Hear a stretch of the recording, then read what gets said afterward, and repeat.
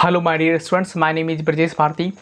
सो dear student, आज की इस वीडियो में जो है class 12 biology second chapter sexual reproduction in flowering plants यानी पुष्पी पादपों में लैंगिक जनन। दोस्तों, एक ही वीडियो में पूरा चैप्टर खत्म कर देंगे ताकि आपका ऑब्जेक्टिव चैप्टर जल्दी से जल्दी खत्म और आप अच्छे से रिवीजन कर सकें। दोस्तों, अगर आपने पहला चैप्टर नहीं देखा है तो लिंक डिस्क्रिप्शन में डाल दूंगा ताकि आप कोई भी वीडियो, आपका कोई भी चैप्टर का वीडियो मिस ना हो। और जल्दी से तीसरा वीडियो जो है, तीसरा चैप्टर का वीडियो इस चैनल पर आएगा, इसलिए इस चैनल को सब्सक्राइब करके बेल आइकन को प्रेस कर लें ताकि जैसे ही मैं चौथा चैप्टर का मोस्ट इम्पोर्टेंट वीडियो इस चैनल पर अपलोड करूंगा उसी समय आपको नोटिफिकेशन मिल जाएगा और आप उस नोटिफिकेशन पर क्लिक करके हमारा वीडियो देख सकते हैं। यह CBSE और बिहार बोर्ड के स्टूडेंट दोनों के लिए है, तो अच्छे से देखिए और अच्छे से प्रिपरेशन के लिए ऑल द बेस्ट।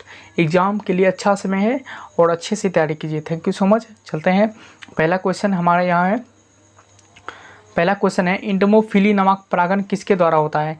इंटमोफिली नामक परागण किसके द्वारा होता है? चिड़िया, चमगादड़, हवा, कीड़ा।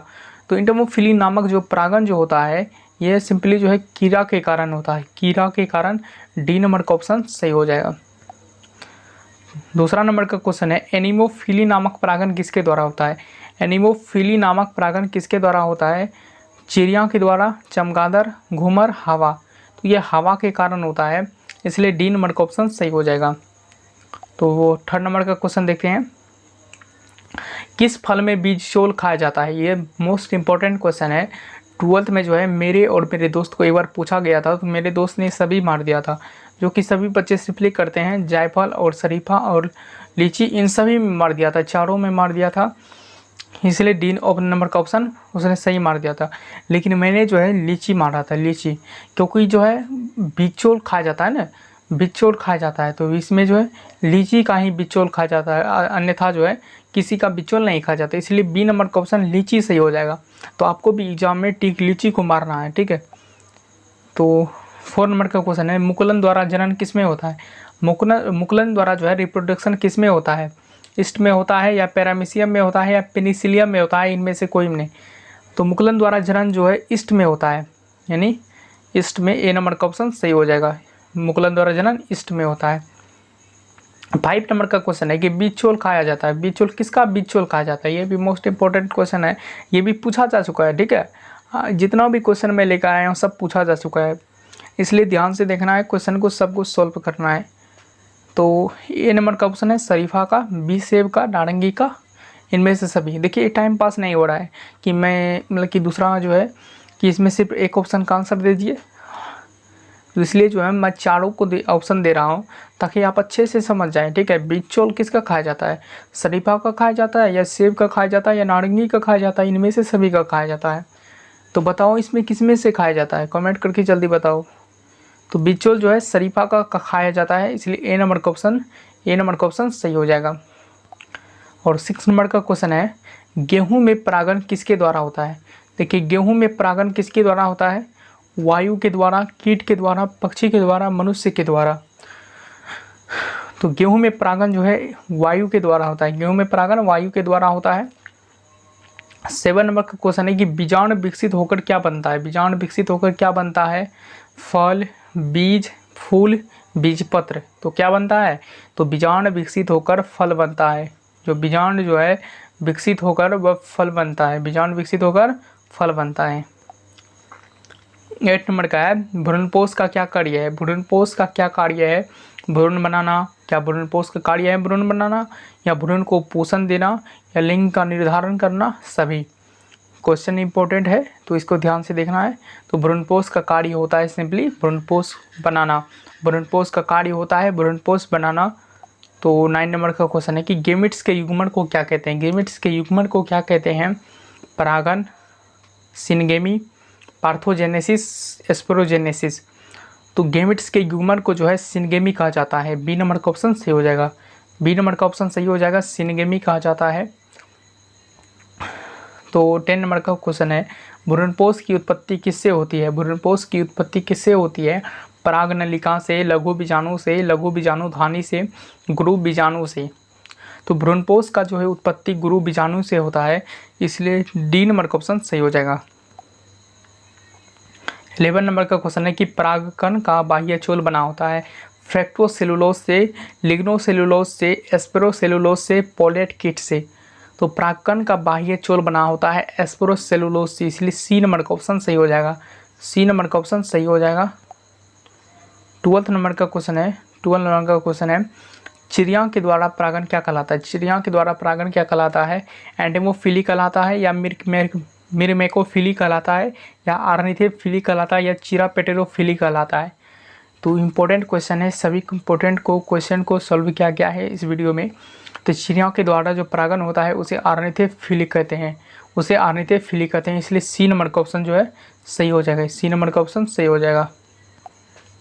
13 नंबर का क्वेश्चन है कि वेलिसनेरिया के पुष्प होते हैं वायु परागित, कीट परागित, जल परागित, जंतु परागित। तो वेलिसनेरिया के पुष्प जो है जल परागित होते हैं, इसलिए सी नंबर का ऑप्शन सही हो जाएगा। सी नंबर का ऑप्शन सही हो जाएगा, जल परागित होते हैं।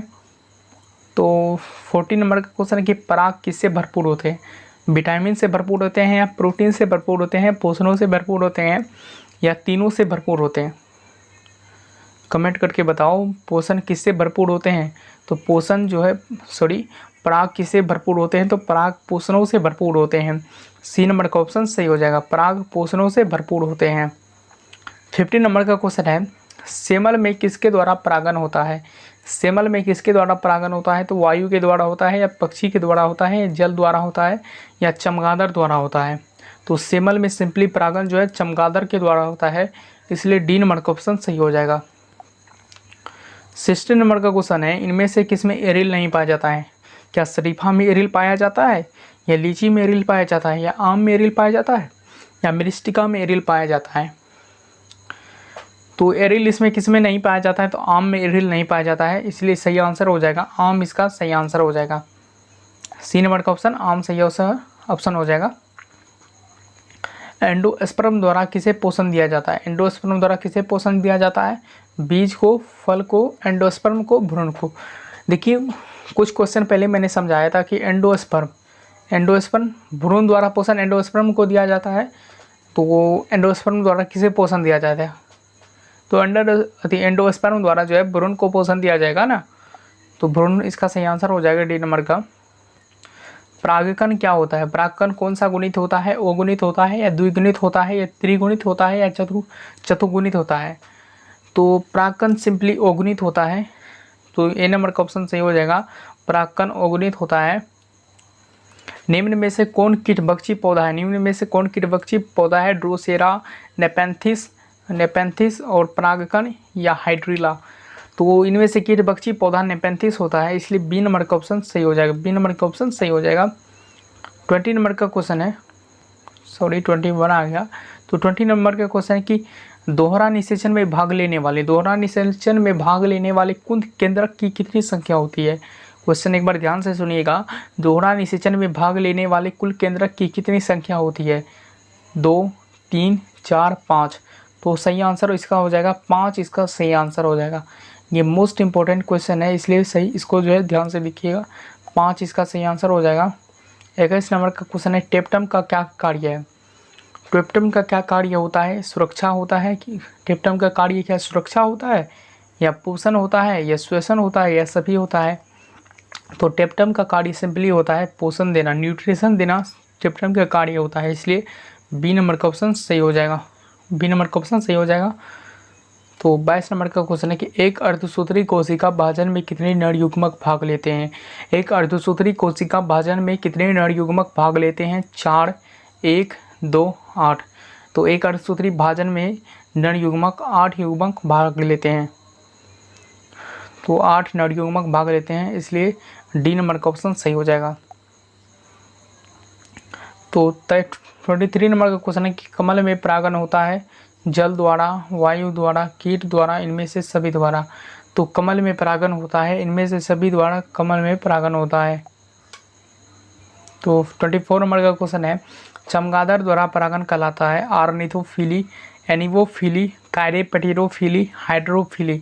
तो चमगादड़ द्वारा परागण कहलाता है कायरोपेटेरोफिली, तो सी नंबर का ऑप्शन सही हो जाएगा, कायरोपेटेरोफिली इसका सही आंसर हो जाएगा। तो 25 नंबर का क्वेश्चन है कि बिना निषेचन के ही बीज पैदा करने की प्रक्रिया को क्या कहते हैं। तो क्वेश्चन को पहले ध्यान से देखना है, क्वेश्चन में ही आंसर छिपा रहता है। तो बिना बीज के, बिना निषेचन के यानी बिना फर्टिलाइजेशन के बीज पैदा करने की प्रक्रिया को क्या कहते हैं। तो इन प्रक्रिया को जो है वो असंग जनन कहा जाता है। इन प्रक्रिया को वो असंग जनन कहा जाता है, इसलिए ए नंबर का ऑप्शन सही हो जाएगा। ये नंबर का ऑप्शन सही हो जाएगा। बिना निषेचन यानी बिना फर्टिलाइजेशन के ही बीज पैदा करने की प्रक्रिया को असंग जनन कहा जाता है। तो 26 नंबर का क्वेश्चन है कि परागकोश भित्ति में इनमें से कौन सा नहीं होता है। परागकोश भित्ति में इनमें से कौन सा नहीं होता है। तो एंडोथीसियम, मध्य प्रत्यय, टेपिटम या इटेगुमेंट। तो परागकोश भित्ति में इनमें से कौन सा नहीं होता है। तो इटेगुमेंट नहीं होता है, इटेगुमेंट नहीं होता है, इसलिए डी नंबर का ऑप्शन सही हो जाएगा। सभी क्वेश्चन को कॉपी में नोट कर लें, ध्यान दें, क्वेश्चन को कॉपी में नोट करते चलें। द्विनिषेचन की खोज किसने की थी। स्ट्रॉसबर्गर ने, या नवास्चिन ने, या रॉबर्ट हुक ने, या ल्यूमेन हॉक ने। तो द्विनिषेचन की खोज की थी नवास्चिन ने। तो बी नंबर का ऑप्शन सही हो जाएगा, नवास्चिन इसका सही आंसर हो जाएगा। सभी बच्चे इस क्वेश्चन को नोट करेंगे, ठीक है। तो 28 नंबर का क्वेश्चन है, परागकण का सबसे बड़ा केंद्रक होता है। परागकण का सबसे बड़ा केंद्रक होता है नलिका केंद्रक, शुक्र केंद्रक, जनन केंद्रक या इनमें से कोई नहीं। तो परागकण का सबसे बड़ा केंद्रक होता है नलिका केंद्रक। तो ए नंबर का ऑप्शन सही हो जाएगा, नलिका केंद्रक। तो क्या 27 नंबर का क्वेश्चन कराया मैंने। तो नवास्चिन इसका सही आंसर हो जाएगा। द्विनिषेचन की खोज नवास्चिन ने की थी। तो 29 नंबर का क्वेश्चन देखते हैं, स्वपरागन के लिए एक पुष्प को क्या होना चाहिए। स्वपरागन के लिए एक पुष्प को अलिंगिक होना चाहिए या एकलिंगी होना चाहिए, एकलिंगी होना चाहिए या एकलिंगी होना चाहिए या द्विलिंगी होना चाहिए। तो स्वपरागन के लिए पुष्प को हमेशा द्विलिंगी होना चाहिए। तो डी नंबर का ऑप्शन सही हो जाएगा। 30 नंबर का क्वेश्चन है, आधुनिक भ्रूण विज्ञान के जनक है स्लीडेन एवं स्वान हर्टविगर अरस्तु वानवीर। तो आधुनिक भ्रूण विज्ञान के जनक है वानवीर। वानवीर इसका सही आंसर हो जाएगा, वानवीर इसका सही आंसर हो जाएगा। 31 नंबर का लास्ट क्वेश्चन मोस्ट इंपॉर्टेंट है कि बीजांड के वृत्त को क्या कहते हैं। बीजांड के वृत्त को क्या कहते हैं। फ्यूनिकल, केर्निकल, न्यूसेलस, पेडिसिल। तो बीजांड के वृत्त को फ्यूनिकल कहा जाता है, इसलिए ए नंबर का ऑप्शन सही हो जाएगा। दोस्तों यहाँ तक वीडियो देखने के लिए दिल से धन्यवाद। तो डिस्क्रिप्शन में जो है फर्स्ट और सेकंड वीडियो का लिंक दे दूँगा। तो मिलते हैं नेक्स्ट वीडियो में। यहाँ तक साथ देने के लिए, देखने के लिए वीडियो को धन्यवाद।